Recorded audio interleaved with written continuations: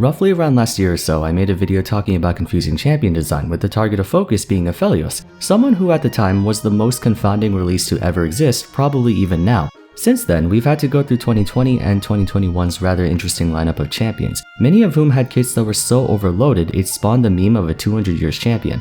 Fortunately for us, Riot has since then been pulling things back a bit with the recent additions to the roster being Vex, Zeri, and Renata. All three of them have made quite the first impression, especially this one, but even so, their overperformance was a byproduct of being overtuned. A simple number rebalancing would make them right as rain. That's the big thing separating a 200 years champion from a well-designed one, yet they're still frustrating or annoying to deal with even after they've been dialed to a level playing field.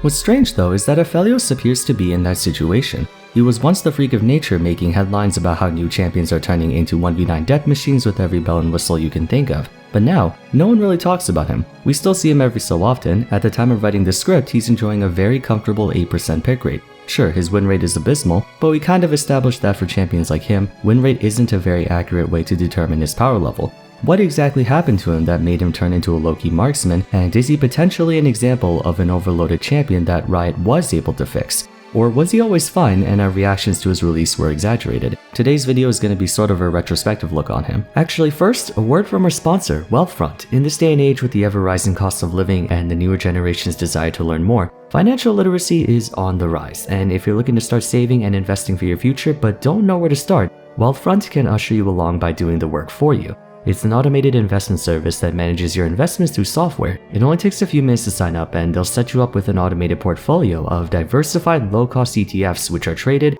rebalanced, and reinvested without you having to do anything. But you can also choose from an assortment of different portfolios and investment options if you want to go deeper. So if you're someone who's a little more adventurous, you can opt for a high-growth, high-volatility portfolio, or if you want slow and steady, you can go for a lower-risk, more stable long-term investment. Getting into the stock market can be really intimidating for most people, and if you couple that with the tedium of having to manage your positions on a monthly, weekly, or even daily basis, it's understandable why people don't do it that much. Wealthfront does all the maintenance work, so once you deposit your money, they take care of the rest. And if by chance you're also considering getting exposure to crypto, they can get you set up for that as well. It's very well trusted with over $27 billion in assets and was voted the best robo-advisor by both Investopedia and NerdWallet.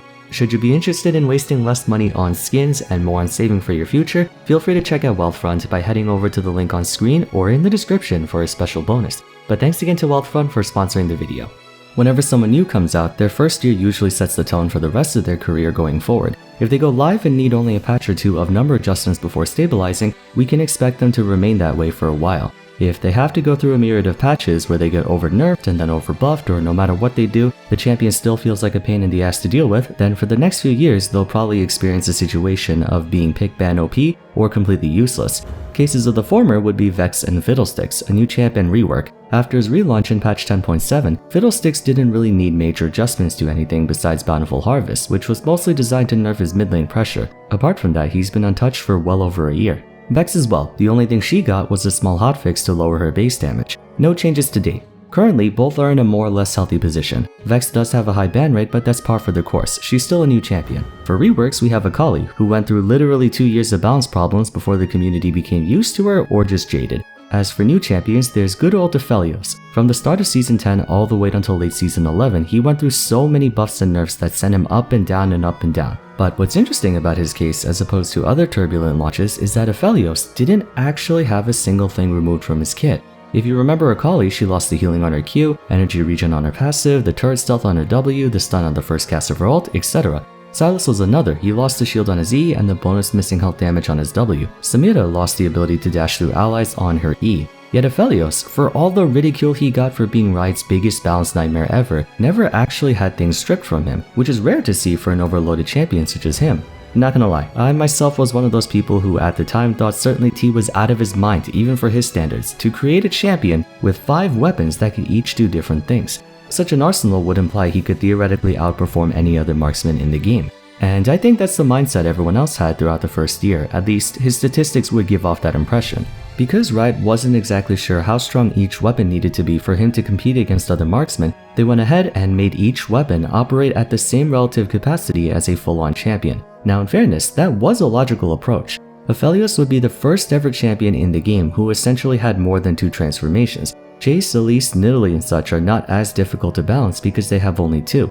3 abilities in one form and 3 in the other. They were allowed to have 6 active abilities instead of 4 at the expense of not having a real ultimate, the power budget of which would then be funneled into the 2 new basic abilities. Aphelios' case is a little different. He has 5 forms: Calibrum, Severum, Gravitum, Infernum, and Crestendum.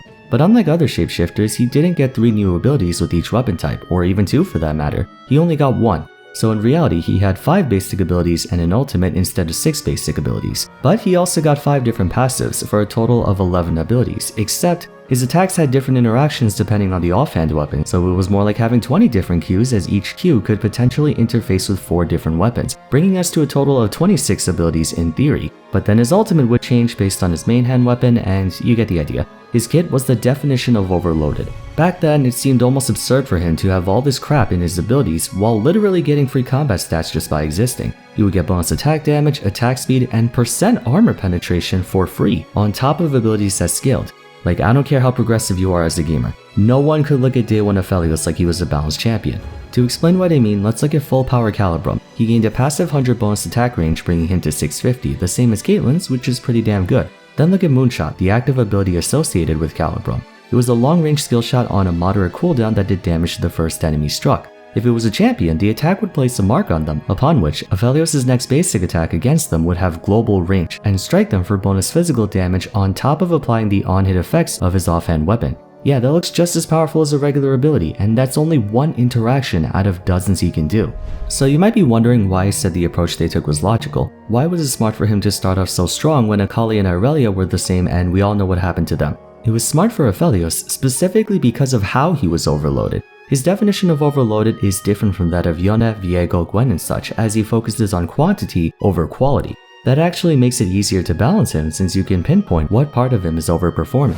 Aphelios is a champion with 5 passives, 5 Qs, and 5 ultimates, but those abilities are individually very simple. Moonshot is a simple long-range skill shot that hits one target. If you were to read the ability description, that's all it says. Most if not all of its attacks have basic rudimentary effects. Onslaught is a quick barrage of attacks alternating between Severum and his offhand weapon. Binding Eclipse damages and roots anyone affected by Gravitum's slow. Duskwave is a flurry of damage in a cone that locks onto enemies hit before striking them with his offhand weapon, much like Calibrum. And finally, Sentry summons a turret that fires with his offhand weapon. Since each individual attack does a small thing, there's only so much pressure they can apply. That includes all of their interactions with offhand as well. For all intents and purposes, Yona's Soul Unbound or Gwen's Hallowed Mist can generate more value than Aphelios' entire kit combined. The only reason why Aphelios was so oppressive to deal with in the beginning was that he was overtuned, not exactly overloaded. At the time, the general player base wasn't aware of what each of his weapons did, and they couldn't be bothered to stop and think about it because they were too focused on getting destroyed by him. Classic instance of sensationalism, backed by his high numbers. Now that his numbers have been tuned down, the shock factor has been reduced, thus allowing you to rationally examine his abilities.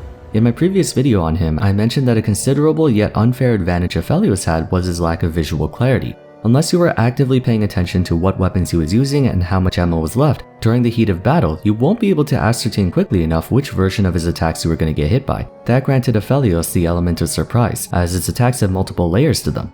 As an example, let's say he was armed with Calibrum and Gravitum. He manages to tag you with Moonshot, so he uses the lock-on auto attack to hit you with Gravitum, slowing you down. He then swaps Gravitum to his main hand to use Binding Eclipse and root you in place, since Gravitum's ability also has global reach. If hypothetically he had Severum or Crestendum as his offhand weapon, getting hit by Moonshot wouldn't be as deadly, but with that specific combination, Aphelios effectively has a long-range 1-second root. It's a lot easier to see Yasuo with the Prime Tornado thanks to the shimmering wind around his model, but apart from the icons you see next to his health bar, trying to figure out which weapons Aphelios had was difficult. This in conjunction with his high base power is what created those montages where he would turbo 1v9 games. Naturally, when a champion is conceptualized with this many moving parts, there's bound to be design oversights. Calibrum's follow-up attack having global range made it way too easy for him to destroy you without even being on your screen. Infernum's splash damage on Moonlight Visual not having diminishing returns is what caused him to explode entire enemy teams clumped together.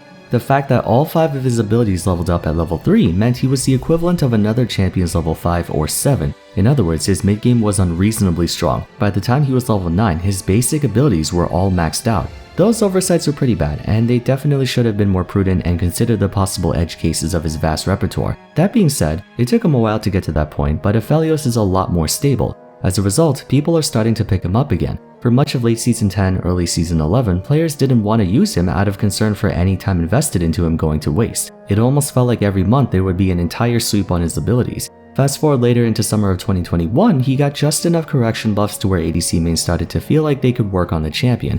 This is Aphelios version 2, now with 50% less 200 years of collective game design experience. With his overtuned kit dialed back significantly, players can finally obtain meaningful empirical data on how to play him and play against him. At his launch, no one had any idea on how to beat him, so the very few people who picked him up quickly were able to abuse the crap out of him, which is why he looks so terrifying. Now, he's at a point where the average player is able to play around with him. His existence has become normalized. You know what this reminds me of? The Garner hype cycle is typically used in cases of technology where some new idea is brought to attention that has the potential to revolutionize humanity, quote unquote, as we know it. It's sort of what happened with Bitcoin and cryptocurrency back in 2017. Everyone's all hype about it and expectations go through the roof before they come crashing down due to losing interest or some PR disaster like a self-driving car running straight off a cliff. The general public then completely discards it as too good to be true, and then several years later actual progress is made on that technology and finds gradual widespread acceptance. The Garner hype cycle perfectly illustrates Aphelios' situation. When he first came out, there was a firestorm of controversy surrounding his design and balance. Clips of pro players were decimating entire teams with a single ultimate, etc. Then he was slammed with a cascade of nerfs, plummeting him from top tier to bottom tier where he sat in obscurity. His presence in pro play and solo queue stayed down for quite a while until he was given a few correction buffs that would bring him in line with other marksmen. The chain of events he went through was a doozy to say the least. Over the past year, I've come to view Aphelios in a different light. In all honesty, when you really dissect his kit, he's not as overloaded as that of Akshan, Viego, Yones, Samira, and such. Even though his different weapons can interact with each other all in different ways, there's only so much he can do in one single situation, given that he holds only 2 weapons at a time. At a basic level, you can understand each one quite well. If you see purple, you know to be careful about getting rooted. If you see blue, he has a Titanic Hydra passive. If you see white, avoid fighting him up close and kill his turret thingy. If you see red, lots of lifesteal. If you see aqua, then dodge the long range bolt.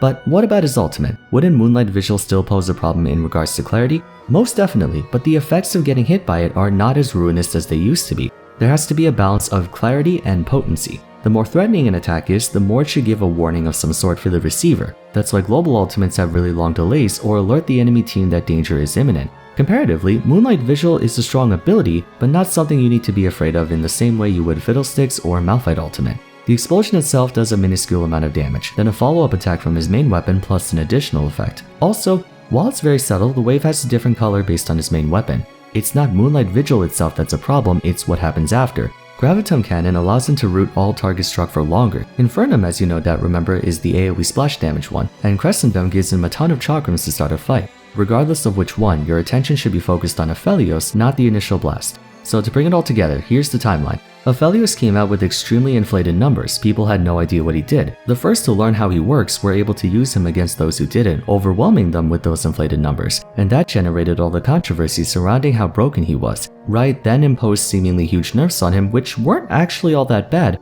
But since no one knew what he did, they just saw a whole bunch of text and thought, wow, look how many nerfs he's getting, that proves he's super overpowered. So it was kind of a feedback loop of confirmation bias. And by seeing Riot struggle to figure out where they wanted to put him, players were hesitant to try him out, further delaying how long it took to figure out how strong he really was.